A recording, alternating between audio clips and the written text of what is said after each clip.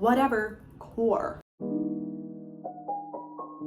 Hello everybody and welcome back to yet another video. And today we are going to be talking all about aesthetics. So what inspired me to make this video is the recent discourse about what defines an aesthetic, and if we're starting to make way too many aesthetics to the point where your aesthetic doesn't even matter anymore. At this point, with trends and so many different styles on TikTok just blowing up, and not just on TikTok, on like Instagram and everywhere too, it can be really difficult to determine if an aesthetic is even a thing, or if it's a big movement, or if it's just a trendy piece that's in the zeitgeist right now. So in this video, I thought we could explore this topic together because it's been something that I've been thinking about for like a month actually. So I thought we could discuss the history of aesthetics, where they come from, and how we kind of got to the modern definition and interpretation of aesthetics today, and if they even matter at this point in 2024. I have also left all of the timestamps down there, so without any further ado, let's get right into the history of the word aesthetic. Aesthetics weren't always how we look at them today. Historically, aesthetics can be traced all the way back to ancient Greek times. I found a really interesting Substack account, which I'll link below, which talks about the whole history of aesthetics. Now, the actual definition of aesthetic is describing the importance of art and other visually appealing things. But the original aesthetic movement in ancient Greece, and even up to like the 18th century, was really about identifying beauty and the nature around us and how we can describe that in our everyday lives. The topic of aesthetics was more of like a philosophical thing to describe how we experience beautiful things in the world. In modern times, it defines how we present ourselves and how we want to be perceived by others. And I definitely think there is a connection between these two ideals, right? So on one hand, in the ancient terms, it's describing the beauty and the nature that you see around you. And now we kind of see it as how we want to be perceived. But obviously, how we want to be perceived has to be aesthetically pleasing to us and beautiful in a sense to us. So as the idea of personal identity evolved, so did the idea of the aesthetic. So that is kind of what I interpret, at least, as how we arrive to like the modern definition of aesthetic, right?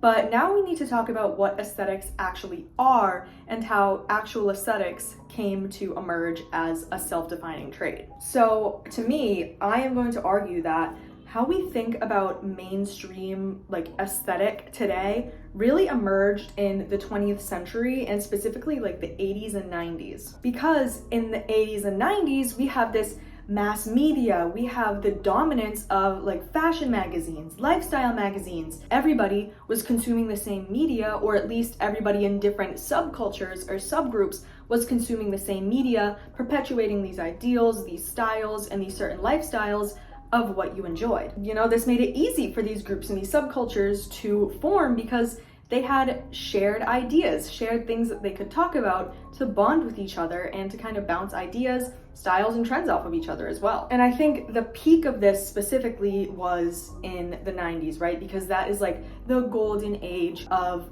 magazines, of reality TV, of like grunge and really grungy pop rock music. So there's like three very defining aesthetics of the 90s that we still go back to today, and we still kind of recognize them as 90s aesthetics, right? Or at least trends inspired by the 90s. And those are 1, grunge, 2, like Y2K, and 3, minimalism. So the grunge aesthetic really emerged out of the point where grunge kind of got into popular fashion and like mainstream media. Also, with the new generation being brought up in this time, they're seeing the influence of this rock culture from the 80s and growing up in the 90s to live with it and really build that into their identities as well. And this was a movement against the super like corporate office formal wear of red carpets, and we saw a lot of black and plaid and ripped denim and leather, things that you wouldn't really see in high fashion or a formal setting were becoming popular in those areas as a movement against traditional forms of fashion and formality. And then you have Y2K, which was really inspired by like pop culture events and kind of a futuristic vibe. Also, streetwear had a huge influence in the whole Y2K movement. Black artists and R&B artists who were really emerging at the scene were kind of driving this whole Y2K movement. And then of course we have the like whole model off duty, corporate kind of minimalistic aesthetic, which is big, really big right now. And this was inspired by exactly what it sounds like, supermodel culture and high fashion culture and like that quiet luxury, which is so big again right now. That's what this whole trend was really inspired by. We still say like, oh, model off duty look, and that really comes from the supermodel obsession of the 90s. If you dressed in these sorts of ways, you were associated with a certain type of person. Your aesthetic was really a reflection of your lifestyle and what you value, because subcultures played a vital role in creating these aesthetics. And of course, there were people back in the 90s that were dressing a certain way and completely had a whole different lifestyle to how they dressed. I'm not saying that that didn't exist, but I think as a whole, lifestyle was a lot more attached to the aesthetic that you presented yourself with. But then if we fast forward today with social media, well, not today, I'm gonna talk about the 2010s and the rise of like niching down aesthetics and kind of how we get to aesthetics today. But in the 2010s, aesthetics became less about lifestyle and more about the type of media or people that you associated yourself with. Okay, back to the 2010s. So big social media apps were starting to develop trends, you know, less than fashion magazines and less than what you see on models, but more what you see on Instagram, on like Tumblr, on like YouTube. Those were like pretty much the main social media apps that we think about today. And so you start seeing these 90s, 2000s subcultures evolve into little niched down aesthetics like Tumblr grunge, or like the party girl aesthetic, or the artsy girl, or the hype beast. All of these kind of branch off those main three aesthetics from the 90s, using inspiration and using styles and incorporating them into a more niche and into a more specialized aesthetic. And that is because people could find more specialized styles and more specific communities on these platforms rather than just getting all of their inspiration from the media like TV shows, magazines, or like movies. And today, aesthetics are pretty much entirely perpetuated by social media. Social media really created the whole notion of fast fashion, of influencer culture, of whatever core. And with algorithms feeding us all of what we want to see, we can become even more niche in our aesthetics, in our lives, and how we want to present ourselves. Because there's such a race to look different on social media. If you want to make it, you have to stand out in some way. And so creating all these different little niche categories to fit yourself in helps you to find a community of either friends, followers, whatever.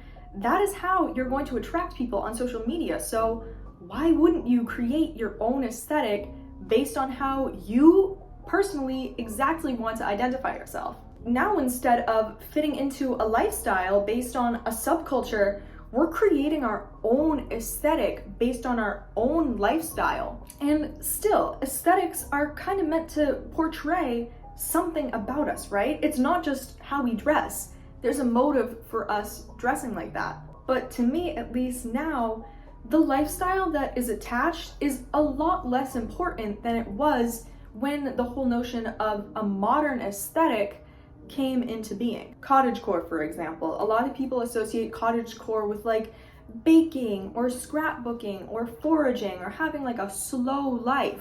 But I know people that enjoy this aesthetic and are the complete opposite, you know? And I think that's going to happen with every single aesthetic. I'm heavily generalizing in this video because just to make things simpler, but there were always people who didn't align with the lifestyle of the aesthetic that I mentioned earlier.